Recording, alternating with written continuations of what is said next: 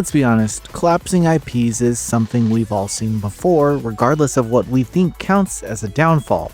One series that always comes to mind within that reputation is Hyperdimension Neptunia, though to be fair, it's been more of a roller coaster than a straight decline. Cycles of occasional highs, frequent lows, and long stretches of stagnation have made this franchise a textbook example of how to wear down a brand. After 2016's Mega Dimension Neptunia V2, it felt like most new entries were rushed experiments or filler projects meant to stay relevant. Still, a few welcome callbacks have surfaced, like the Hyperdimension Neptunia Rebirth Trilogy now arriving on PS4 in the West. These ports took a strange route, originally planned for Switch in the West before the version was cancelled, leaving PS4 as the only console release. Odd or not, this was the first time in nearly a decade that I felt any real excitement for the series again. I knew what to expect from these ports, but was surprised by the actual quality, and that alone was worth revisiting. At the same time, I'm left a little nostalgic. Stumbles aside, I genuinely miss the era of this franchise. Let's unpack that in this review. Hold on. Can you make it a bit loose? It's getting tough. You don't want it loose or you'll trip. Just be patient now. I can't breathe. My back! Ah! The Hyperdimension Neptunia Rebirth Trilogy remakes the original 3 mainline games from PS3. These versions were first released on Vita before moving to PC, so this makes their first proper return to consoles. I've played through each of them, including the infamous original that started it all. I think we can all agree that the first Hyperdimension Neptunia was a complete gameplay disaster, but I still earned the Platinum Trophy on that version out of a strange sense of duty, and it was nothing short of a chore. The cast, premise, and writing carried what they could, but it's still surprising that this IP managed to survive into the modern day. Thankfully, its remake, Hyperdimension Neptunia Rebirth 1, fixed almost everything that was broken. Before diving deeper though, the setting deserves a quick reintroduction since this game marks the roots of the series. The Neptunia games take place in the world of Gamindustri, where the console war is treated literally. PlayStation, Nintendo, and Xbox each have their own parody nations: Lastation, Low, and Leanbox. Sega's presence shows up through Pleneptune.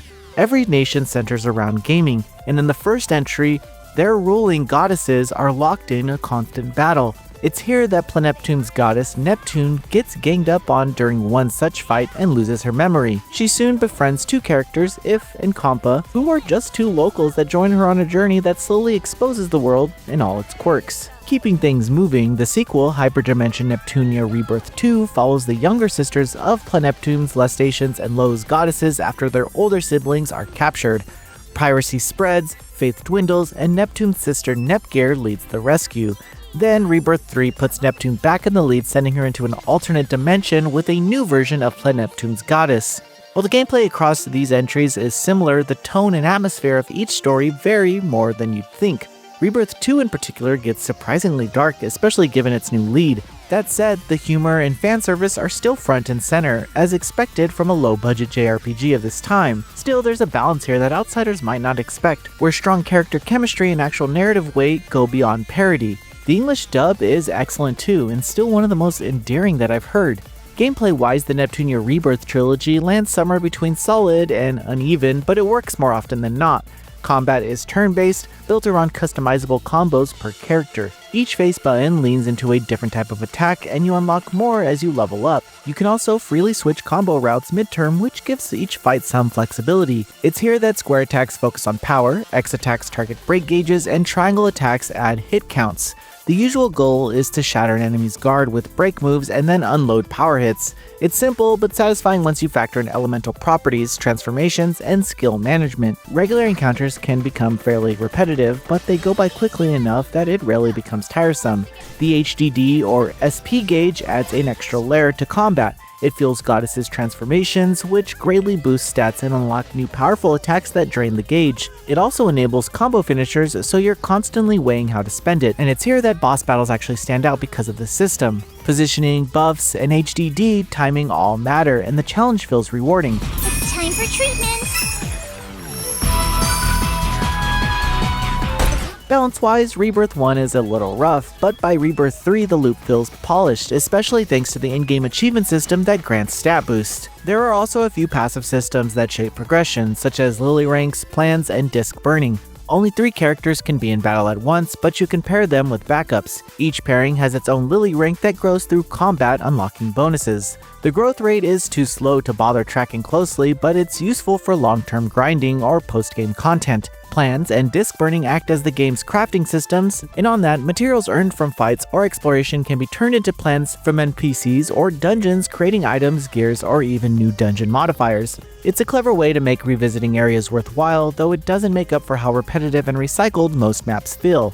Disc burning ties into exploration as well. Hidden and rare chests hold components used to create stat-boosting discs. These can enhance damage against specific monsters or strengthen elemental abilities. Later entries add Stella's Dungeon, which is a real-time auto-exploration minigame that provides passive rewards. It's honestly just a small, fun side activity.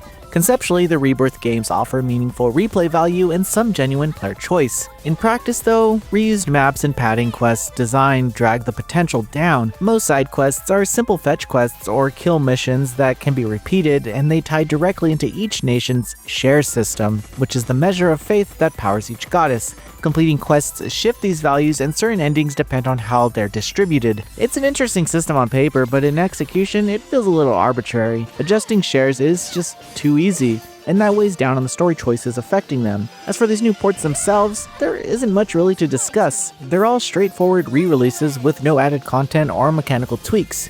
You do get some bonus characters and item sets, but nothing's really new here. The decision to bring these versions over instead of revisiting Reverse, and for those who don't know, that's the PS5 only pseudo remake of Rebirth 1, and it's a bit odd that it's not included.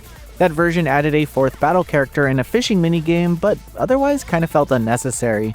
Honestly, a clean port like this trilogy feels more respectful, and I can agree with that, because jumping from Reverse to Rebirth 2 and 3 would have just been too jarring.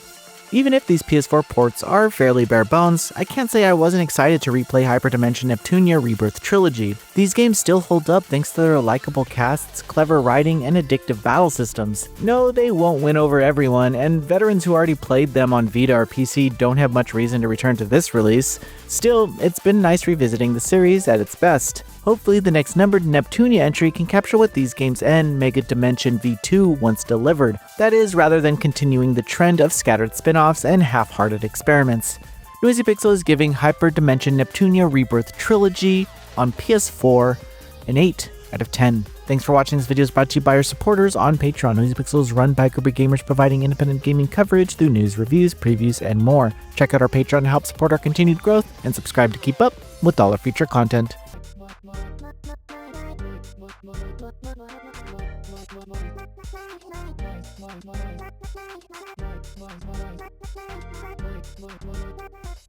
Noisy Pixel.